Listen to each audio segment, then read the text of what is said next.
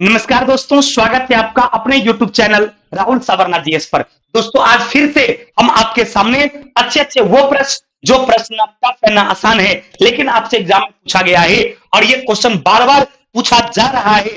अतः क्वेश्चन का कलेक्शन एक बार वर्बली आपकी पूरी ब्रेन में होना चाहिए। आज उसी के सेशन साइंस सीरीज 15 लेकर आपके सामने आए हैं, तो देखा जाए आज किस-किस तरह का क्वेश्चन है। एकदम गौर से देखिएगा। देखने में छोटा लगे घाव करे गंभीर वाली क्वेश्चन आपके सामने दिख रहा होगा। ये क्वेश्चन कहता है कि विस्थापन की परिवर्तन के दर को क्या कहा जाता है। ध्यान देंगे, ये क्वेश्चन क्या बोला, विस्थापन का परिवर्तन। जैसे मान लिया जाए ये बिंदु ए है और ये बिंदु बी है, तो यहां से यहां तक का जो ये डिस्टेंस है, जब स्ट्रेट लाइन में होता है, एक सीधी डायरेक्शन में होता है, तो उस डिस्टेंस को ही डिस्प्लेसमेंट कहा जाता है। तो इस तरह से यदि विस्थापित सेम डायरेक्शन में होगा, तो चाहे कितना बार भी परिवर्तन हो, वो आपका डिस्प्लेसमेंट ही कहलाता है, वो आपका विस्थापन ही कहलाता है। और क्वेश्चन क्या कहा कि इस विस्थापन की दर का मतलब क्या हो गया, विस्थापन बट्टा समय। तो विस्थापन की दर यानी विस्थापन बट्टे समय को क्या कहा जाता है, वेग कहा जाता है, यानी वेलोसिटी कहा जाता है। तो आंसर क्या हो जाएगा, वेग हो जाएगा। क्लियर। जबकि दूरी की दर को चाल कहा जाता है, ये विस्थापन की दर है, अर्थात विस्थापन बटे समय को क्या कहा जाता है, वेग कहा जाता है। तो इस आंसर का क्या होगा, इस क्वेश्चन का आंसर ऑप्शन नंबर बी, यानी आपका वेग हो जाएगा। लेकिन यही सवाल आपसे यह पूछा जाता कि दूरी की दर को क्या कहा जाता है, तो दूरी बट्टा समय जो है, ये दूरी की दर को क्या कहा जाएगा, चाल कहा जाता है। दूरी की दर को क्या कहते हैं, चाल कहते हैं। और विस्थापन की दर को क्या कहते हैं, वेग। विस्थापन की दर को वेग कहा जाता है और दूरी की दर को चाल कहा जाता है। यदि वेग में परिवर्तन की दर की बात किया जाएगा कि वेग में परिवर्तन की दर को क्या कहा जाता है, तो वेग में परिवर्तन की दर जो है, यानी वेग में परिवर्तन की दर यानी वेग में परिवर्तन बटे समय जो है, ये आपका एक्सेलरेशन कहलाता है, अर्थात त्वरण कहलाता है। तो वेग में परिवर्तन की दर को त्वरण कहते हैं, दूरी की दर को चाल कहते हैं, विस्थापन की दर को वेग कहते हैं। तो इसका आंसर आपका क्या हो गया भाई, ऑप्शन नंबर बी वेग हो गया। त्वरण क्या हो गया, वेग में परिवर्तन की दर। गति क्या हो गया, जब एक वस्तु दूसरे वस्तु की तुलना में समय के साथ स्थान परिवर्तन करता है, यानी एक जगह से दूसरा जगह जाता है, तब वो क्या कहलाता है, आपको मोशन अर्थात गति कहलाता है। क्लियर हो गया। अगला सवाल कहता है यदि एक स्प्रिंग और उसके क्रमागत गर्त के मध्य दूरी L है, तो बताइए कि तरंगधैर्य क्या होगा। गौर कीजिएगा, स्प्रिंग और गर्त इस तरह से बनता है, यानी इस वाले पोजीशन को हम लोग क्या बोलते हैं, इस वाले पोजीशन को स्प्रिंग कहा जाता है। इसको क्या कहा जाता है, स्प्रिंग। और इसको क्या कहा जाता है, इसको कहा जाता है गर्त। इसको क्या कहा जाएगा, गर्त। ध्यान देंगे बाबू, ये जो आपका ऊपर वाला है ये आपका श्रृंग कहलाता है और नीचे वाला क्या कहलाता है, गर्त। ये क्वेश्चन क्या कहा था, एक श्रृंग और क्रमागत गर्त के मध्य दूरी, एक श्रृंग हो गया और ये गर्त हो गया, तो इसका मध्य दूरी कहता है यदि L है, तो बताइए कि तरंगधैर्य क्या होगा। और तरंगधैर्य का मतलब क्या होता है, एक ये श्रृंग हो गया और ये एक श्रृंग हो गया, दो श्रृंग के बीच का जो दूरी है ये आपका वेवलेंथ अर्थात तरंगधैर्य कहलाता है। तो बताइए जब ये डिस्टेंस L है, तो ये डिस्टेंस भी क्या होगा, L होगा, और दोनों को जोड़ देंगे तब क्या हो जाएगा, 2L हो जाएगा। हो जाएगा ना। गौर से क्वेश्चन को पढ़िएगा, जो क्वेश्चन का उसी का डायग्राम हम बना दिए, आपके सामने डायग्राम है, एकदम गौर से देखिए, सीखिए, क्योंकि बाबू फिर पछताए होत क्या जब चिड़िया चुग गई खेत। जब आप एग्जाम हॉल में जाएंगे और ये सवाल आपसे गलत हो जाएगा तो बहुत अफसोस होगा। चला, इसलिए रात का जो ये सेशन 8:30 से 9 है, यदि आपको निश्चित रूप से सफलता चाहिए ही चाहिए, नौकरी लेना है, तो इस सेशन को मिस मत कीजिए और शेयर कीजिए, ताकि आपके दोस्त को भी ये कॉन्सेप्ट और हम मेरे बारे में पता चले और वो भी मुझे ज्वाइन कर सके। यदि आप सब्सक्राइब नहीं किए तो आप सब्सक्राइब कीजिए, शेयर कीजिए, तभी तो हम आपके हर दोस्तों तक पहुंच पाएंगे मेरे दोस्त। क्लियर। तो गौर से इस चीज को देखिएगा, ये क्वेश्चन था कि एक श्रृंग, तो श्रृंग हो गया ये, क्रमागत गर्त की मध्य दूरी, ये गर्त हो गया, तो इसका मध्य दूरी ये हो गया। कहता वो दूरी यदि L है, तो बताइए कि तरंगधैर्य क्या होगा। तो तरंगधैर्य की डिफिनेशन आपको पता होगा कि दो श्रृंग के लंबाई को ही वेवलेंथ अर्थात तरंगधैर्य कहा जाता है। तो एक श्रृंग आपका ये हो गया, दूसरा श्रृंग आपका ये हो गया, तो यहां से यहां तक का जो लेंथ है ये आपका वेवलेंथ, ये L और ये भी L। तो ये पूरा क्या हो जाएगा भाई, ये पूरा आपका 2L हो जाएगा। तो इसका आंसर क्या हो गया, ऑप्शन नंबर बी। ये जो आपका है ये आपका 12 हो गया। कोई कंफ्यूजन? चलिए अगला क्वेश्चन है, आवर्धक शीशा जो है मैग्नीफाइंग ग्लास होता है किसका, तो ये आपका उत्तल लेंस जो होता है वो मैग्नीफाइंग ग्लास का यानी आवर्धक ग्लास का बना होता है। तो आंसर क्या हो गया, ये आपका उत्तल लेंस जो है ये आवर्धक शीशा का बना होता है। क्लियर? क्योंकि उत्तल लेंस में आप जानते हैं कि किसी भी प्रतिबिंब को नजदीक में और थोड़ा बड़ा देखना होता है, इसलिए हम लोग क्या करते हैं, उत्तल लेंस में जो है आवर्धक शीशा का प्रयोग करते हैं। अगला सवाल कहता है कि किसी विलयन का पीएच उसकी सांद्रता पर निर्भर करता है, उसकी सांद्रता पर निर्भर करता है। यानी पीएच किस पर निर्भर करता है आपको पता है? पीएच का मतलब देखिएगा, पीएच का डायरेक्ट कभी कभी फुल फॉर्म पूछता है, तो आप लोग बताइए कमेंट करके, जिन लोगों को पता है पीएच का फुल फॉर्म कमेंट जरूर कीजिए। तो थोड़ा सा पीएच का फुल फॉर्म क्या होता है, तो पोटेंस ऑफ हाइड्रोजन, ध्यान देंगे इसका फुल फॉर्म होता है पोटेंस ऑफ हाइड्रोजन। इसको आप पावर ऑफ हाइड्रोजन कह सकते हैं, इसको आप पावर ऑफ हाइड्रोजन कह सकते हैं, क्योंकि पोटेंस का मतलब ही शक्ति होता है और पावर का भी मतलब शक्ति होता है। लेकिन व्यवहारिक तौर पर पावर ऑफ हाइड्रोजन बोल सकते हैं, लेकिन एग्जाम में जब सवाल पूछे कि पीएच में पी का मतलब क्या होता है, तो पोटेंस होता है। पीएच का मतलब हो गया पोटेंस ऑफ हाइड्रोजन यानी हाइड्रोजन की शक्ति। क्लियर? तो ये हो गया आपका पोटेंस ऑफ हाइड्रोजन। और इसके ये किसकी सांद्रता पर निर्भर करता है, तो ये हाइड्रोनियन आयन की सांद्रता पर। तो हाइड्रोनियन आयन है क्या, ऑप्शन नंबर डी में है। अतः इसका आंसर क्या होगा भाई, ऑप्शन नंबर डी।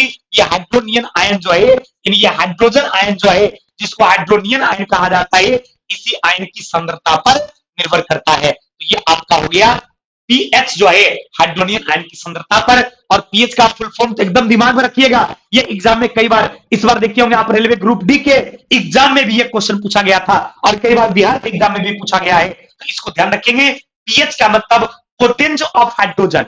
व्यवहारिक तौर पर पावर ऑफ हाइड्रोजन बोलेंगे, सेंस उसी का है, लेकिन जब एग्जाम में पूछा जाएगा तो आंसर हो जाएगा पोटेंस ऑफ हाइड्रोजन यानी हाइड्रोजन की शक्ति। क्लियर हो गया? अगला क्वेश्चन कहता है कि आधुनिक आवर्त सारणी के निम्नलिखित समूहों में से किसमें नोबेल गैस को रखा गया। नोबेल गैस जो है ये आपको नोबेल गैस को हम लोग उत्कृष्ट गैस भी कहते हैं। इसको क्या कहा जाता है, उत्कृष्ट गैस भी कहा जाता है और इसको जीरो ग्रुप भी कहा जाता है। और ये इसमें जो गैस है इसमें आपका हीलियम आता है, नियोन आता है, आर्गन आता है, क्रिप्टन आता है, जेनोन आता है, रेडोन, ये सब नोबेल गैस है।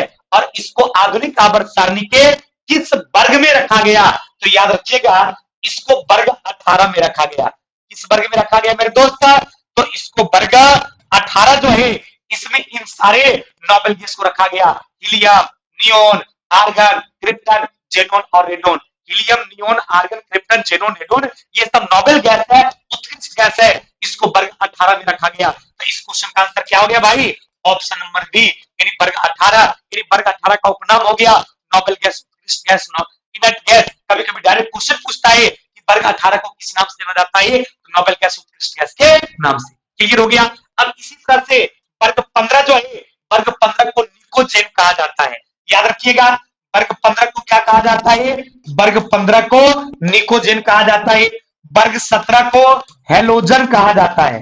वर्ग 17 को क्या कहा जाता है, हेलोजन कहा जाता है। और वर्ग 16 जो है इसको चेल्कोजेन कहा जाता है। क्या कहा जाता है, चेल्कोजेन। वर्ग 16 को क्या कहा जाता है, चेल्कोजेन कहा जाता है। वर्ग 17 को हेलोजन कहा जाता है। वर्ग 15 को निकोजेन कहा जाता है। अब वर्ग 18 को नोबेल गैस कहा जाता है। ये सारे उपनाम आपके दिमाग में सेट हो गया ना, पक्का ना? चलिए तो आगे बढ़े। इस तरह से अच्छे अच्छे प्रश्न जो आपसे एग्जाम में पूछा गया उसका कलेक्शन है, हम कर कर आपके लिए आपकी सेवा में देते हैं ताकि आप लोगों का रिजल्ट हो जाए। इसलिए आप लोग एकदम इस चीज को शेयर कीजिए ताकि अधिक से अधिक बच्चों को हम फायदा दिला सके। क्लियर ना? चलिए तो आइए अगला सवाल क्या कहता है कि निम्नलिखित में से कौन सा कोशिका अंगक यानी कोशिका के अंदर का कौन सा भाग है जो मुख्य रूप से पाचक एंजाइम्स के संग्राहकार की तरह कार्य करता है, यानी पाचक एंजाइम को संग्रहित करने का काम करता है, आपकी बॉडी के डेड सेल को भक्षण करता है, आपकी बॉडी को सुरक्षा दिलाता है। ऐसे कोशिकांग कौन है? तो आपका लाइसोसोम है। ऐसा कोशिकांग कौन है? लाइसोसोम है। इसलिए लाइसोसोम को कहा जाता है आत्महत्या की थैली। क्वेश्चन पूछा जाता है कि आत्महत्या की थैली किसे कहा जाता है, यानी सुसाइड बैग किसे कहा जाता है? तो आंसर क्या होगा? आपका लाइसोसोम जो है इसको आत्महत्या की थैली अर्थात सुसाइड बैग कहा जाता है। क्लियर हो गया ना? राइबोसोम जो है इसको प्रोटीन की फैक्ट्री कहा जाता है, क्योंकि ये प्रोटीन का संश्लेषण करता है। तो ये आपका हो गया प्रोटीन की फैक्ट्री। इसको क्या कहा जाता है? तो ये आपका प्रोटीन का फैक्ट्री हो गया, और ये आपका आत्महत्या की थैली हो गया। कौन? लाइसोसोम आत्महत्या की थैली, और राइबोसोम प्रोटीन की फैक्ट्री कहलाता है। क्लियर हो गया? अगला क्वेश्चन कहता है अनॉक्सी श्वसन का अंतिम उत्पाद क्या है? देखिए मेरे दोस्त, जब अनॉक्सी श्वसन की बात करेगा, जो ऑक्सीजन की अनुपस्थिति में, जब ये वो बात किया आपसे अनॉक्सी श्वसन का, तो अनॉक्सी श्वसन का मतलब हो गया जिसमें ऑक्सीजन भाग नहीं लेता है। गौर कीजिएगा, अनॉक्सी श्वसन का मतलब हो गया जिसमें ऑक्सीजन भाग नहीं लेता है। जब ऑक्सीजन भाग नहीं लेगा, ऑक्सीजन की अनुपस्थिति में क्या होता है?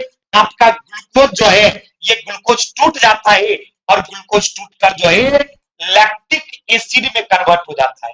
किसमें कन्वर्ट होता है? लैक्टिक एसिड अर्थात लैक्टिक अम्ल में कन्वर्ट होता है, और इसी लैक्टिक अम्ल की वजह से क्या होती है? मांसपेशी जो है उसमें बहुत ज्यादा दर्द होने लगता है। तो क्वेश्चन होगा कि अनॉक्सी श्वसन से का अंतिम उत्पाद क्या है? तो लैक्टिक एसिड है, जिससे मांसपेशी में बहुत ज्यादा दर्द का एहसास होता है। तो आंसर क्या हो जाएगा कि अंतिम उत्पाद कौन सा है? तो आपका लैक्टिक अम्ल है, जो कि ऑप्शन नंबर सी में लिखा हुआ है। क्लियर हो गया? अब कभी कभी एग्जाम में यह भी पूछा जा सकता है कि अनॉक्सी श्वसन जब होता है तो किसकी उपस्थिति में होगा, ये किसकी अनुपस्थिति में होगा? तो ऑक्सीजन की अनुपस्थिति में, अर्थात इसमें ऑक्सीजन नहीं रहेगा। फिर वो ग्लूकोज किसमें टूटता है? तो लैक्टिक एसिड में। या फिर क्वेश्चन पूछेगा मांसपेशी में दर्द का कारण क्या है? तो यही लैक्टिक एसिड जो है आपकी मांसपेशी में दर्द का कारण बनता है। क्लियर ना? अगला सवाल कहता है कि लाल रक्त कणिका यानी आरबीसी का रंग लाल होता है, तो आरबीसी का रंग लाल क्यों होगा? हीमोग्लोबिन के कारण। आरबीसी का रंग लाल क्यों होगा? हीमोग्लोबिन के कारण। और हीमोग्लोबिन का रंग लाल क्यों होगा? तो लोहा के कारण। ध्यान देंगे, आरबीसी का रंग लाल होगा हीमोग्लोबिन के कारण, हीमोग्लोबिन का रंग लाल होगा लोहा के कारण। तो आंसर क्या होगा? आरबीसी का रंग लाल होता है तो हीमोग्लोबिन के कारण, यानी ऑप्शन नंबर क्या हो गया भाई? डी। यानी आरबीसी जो है हीमोग्लोबिन के कारण ही लाल होता है। और हीमोग्लोबिन लाल क्यों होता है? तो आयरन के कारण अर्थात लोहा के कारण। पक्का ना? रक्त का रंग लाल क्यों होगा? तो आरबीसी के कारण। ब्लड लाल क्यों होगा? ध्यान देंगे, आपके ब्लड की बात पूछेगा, ब्लड लाल क्यों होगा? आरबीसी के कारण। आरबीसी लाल क्यों होगा? हीमोग्लोबिन के कारण। हीमोग्लोबिन लाल क्यों होगा?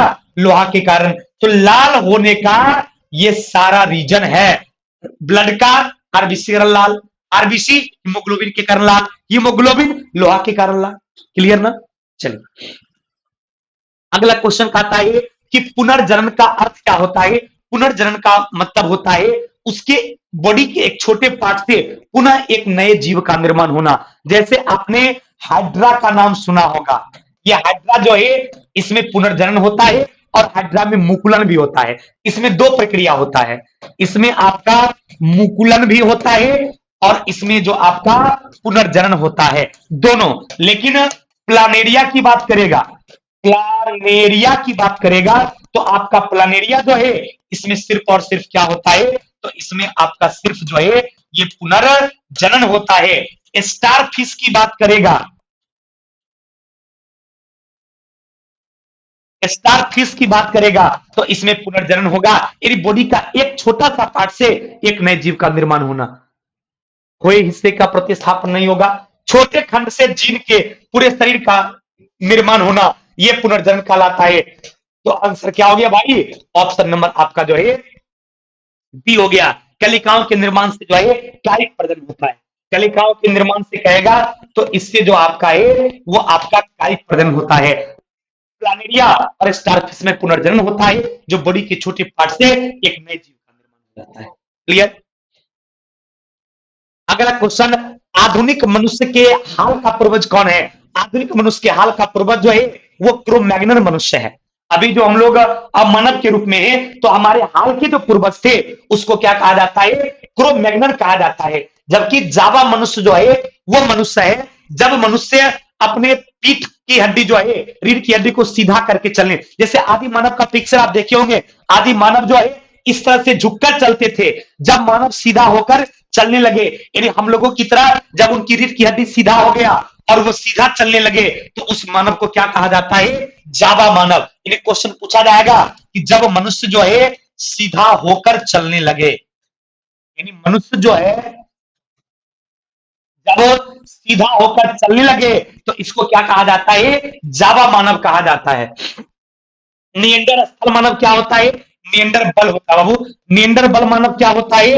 माने मानव की जो सबसे छोटा कद वाला मानव था, यानी आदिम मानव में छोटे कद का जो मानव था, यानी छोटे कद का जो मानव था, छोटे कद के मानव को क्या कहा जाता है? तो आपको नियंडर बल मनुष्य कहा जाता है। और पैकिंग मनुष्य क्या है? पैकिंग मनुष्य जो है वो जावा मनुष्य से ज्यादा विकसित, यानी जावा मनुष्य से, ये क्वेश्चन हमको उम्मीद है आप पहली बार देखे होंगे, जावा मनुष्य से ज्यादा विकसित, जावा मनुष्य, जावा मनुष्य जो ज्यादा विकसित मनुष्य है, इस मनुष्य को क्या कहा जाता है? जो आपको जावा मनुष्य से ज्यादा विकसित मनुष्य है, इस मनुष्य को पैकिंग मनुष्य कहा जाता है। यह आपके एग्जाम का पूछा गया सवाल है और आपके लिए बिल्कुल नया होगा।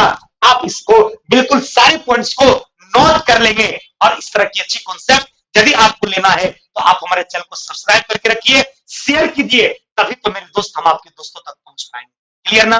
तो क्लियर हो गया कि जावा मनुष्य जो है सीधा होकर चलता है, क्रो-मैग्नन जो है आधुनिक मनुष्य का हाल का पूर्वज है, नियंडरबल मनुष्य जो है छोटे कद का मानव होता है, और जावा मनुष्य जो ज्यादा विकसित होता है उसको पैकिंग मनुष्य के नाम से जाना जाता है। क्लियर ना? उम्मीद करते हैं ये सारी कॉन्सेप्ट आपको अच्छे समझ में आ गया होगा, याद भी हो गया होगा, और इन सारे पॉइंट्स को नोट करके लिखिए, एग्जाम के टाइम रिवीजन करके हमारे इस नोट्स को कॉपी को चले जाइएगा और वीडियो लगातार सुनते रहिए। और किसी खास टॉपिक में दिक्कत है तो फिजिक्स, केमिस्ट्री और बायोलॉजी के हजारों टॉपिक्स का जो वीडियो जो है वो हमारे चैनल पर ऑलरेडी मौजूद है। वीडियोज की लिस्ट में आप जाइए और इन सारे कॉन्सेप्ट को पढ़िए, सीखिए, जानिए, तभी आपका रिजल्ट हो पाएगा। थैंक यू वेरी मच, बहुत बहुत धन्यवाद। आपकी सेवा ही तक फिर मिलते हैं आपसे इसी जोश और जुनून के साथ अगली क्लास में। धन्यवाद।